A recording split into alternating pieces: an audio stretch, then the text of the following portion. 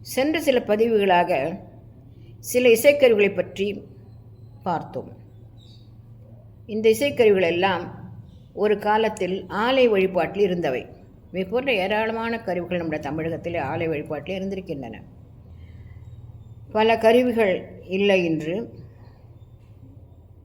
பல கருவிகள் அங்கொன்றும் இங்கொன்றுமாக பழக்கத்தில் இருக்கின்றன. சென்ற தலைமுறையில் இருந்த கருவிகள், நூல்கள் சொல்கின்ற கருவிகள், இன்றைக்கு இருக்கின்ற கருவிகள் என்று கருவிகளை பல வகையில் பிரித்து பார்க்கலாம். என்ன ஆயின? இந்த கருவிகளுக்கெல்லாம் என்ன ஆயின? அப்படி ஒன்றினுடைய கருவிகள் கிடைத்தால் கூட அவற்றை இசைப்பவர்கள் யார்? யார் இசைக்கிறார்கள்? இப்படி ஏராளமான கேள்விகள் இருந்த போதிலும் கூட திருக்கோயிலே கருவிகள் எல்லாம் இல்லை என்பது வருத்தத்துக்குரிய ஒரு செய்தியாகவே தெரிகின்றது.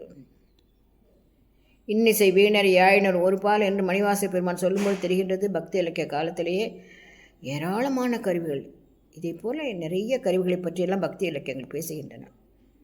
எங்கு போகின்றன அந்த கருவிகள் எல்லாம்? நான் நினைத்துக்கொள்வேன், கோயிலே சிலைகள் காணும் என்றால் எல்லோரும் பதபதைக்கிறார்கள்.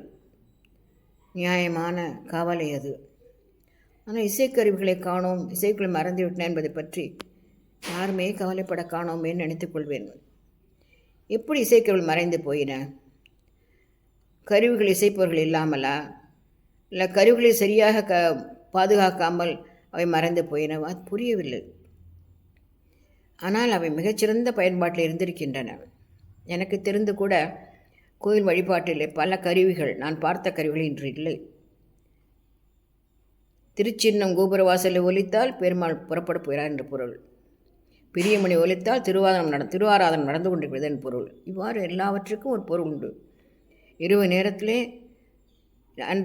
இன்றைய ஷெனாய் போன்ற ஒரு வடிவத்தை இருக்கின்றதே முகவீணை. அந்த முகவீணை ஒலிப்பார்கள். முகவீணை பல பல பல பல மைல் தூரத்திற்கு கேட்கும். வீரென்று ஒரு குரலில் கேட்கும். அது பள்ளியறையின் போது இரவு வாசிப்பார்கள். இப்படி எனக்கு தெரிந்த கருவிகள் கூட இன்றைக்கு இல்லை. ஏன் இந்த கருவிகளை மீட்டுருவாக்கக்கூடாது? ஆனால் மீட்டுருவாக்கும் பொழுது கவனம் தேவை. அரைகுறையாக ஆய்வு செய்து விடக்கூடாது. விபுலாநடிகள் போல ஒரு மிகச்சிறந்த ஆய்வாளர், தமிழும் சமஸ்கிருதமும் இசையும் தெரிந்த ஒருவராலேயே இவ்வாறு சரியாக மீட்டெடுக்க முடியும் என்று எனக்கு தோன்றும். இந்த கருவிகளெல்லாம் மீண்டும் கோயிலில் வந்தால் இவ்வளோ அழகாக இருக்கும் என்று யோசித்து பார்க்கின்றேன்.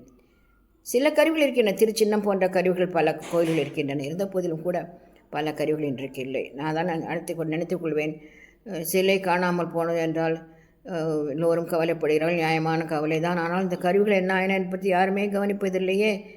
ஏன் கவனிப்பதில்லை? ஏன் உள்ளூர்காரர்கள் தானே கவனிக்க வேண்டும். எல்லாவற்றுக்கும் யாரையோ குறை சொல்லி கொண்டு போகக்கூடாது. எங்கள் கோயிலில் இருக்கின்ற ஒரு கருவி பழுதடைந்து விட்டால் நான் தான் செய்து கொடுக்க வேண்டும்.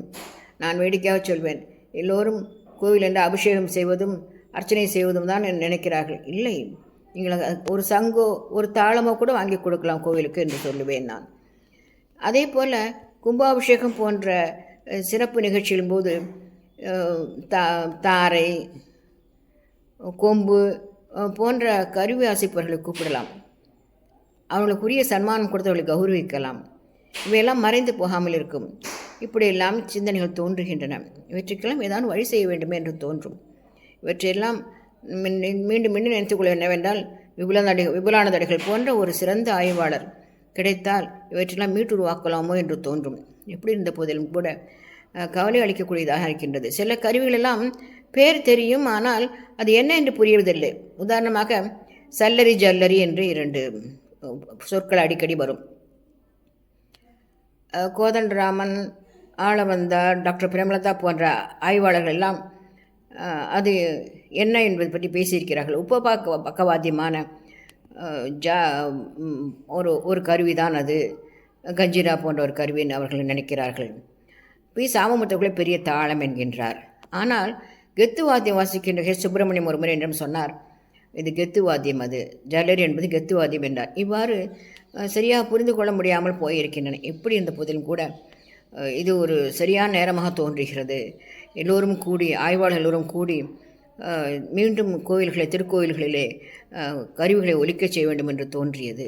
இது நியாயமான கவலையும் நியாயமான ஒரு எதிர்பார்ப்புமாகும். நிச்சயம் அந்த காலம் வரும்.